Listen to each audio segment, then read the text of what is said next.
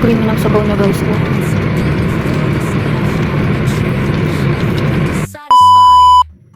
To quench the thirst, I can't deny I need it now, can't wait no more to make this hunger disappear. A little bit of sweet, I want Guys, ito yung technique ko para hindi masyadong matapos sa tubig yung ating sopas. Nasama ko na din siya sa gisa ng bawang at sibuyas. Ayan, tapos pag may nakikita kayo dyan na golden brown na, pwede mo nang ilagay yung gusto mong sahog. And then, yung tubig.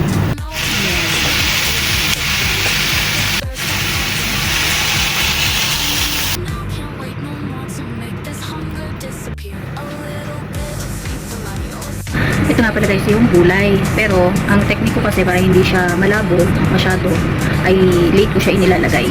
Pag nakita ko na labog na yung ating noodles, para hindi naman siya, ano yun, durug-durug. Mas masarap kasi sa sopas yung may gulay na mangunguya, hindi yung lunok na lang ng lunok.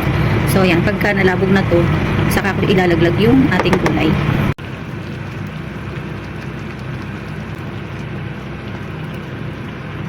Ilagay na natin yung ating paminta and asin, yung pink salt. So, lagyan na natin ang ating gatas. Natin haluin para pantay yung pagkalabog ng ating gulay.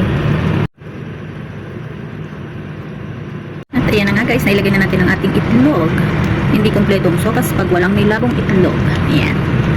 So, ito ang sopas ala ruti.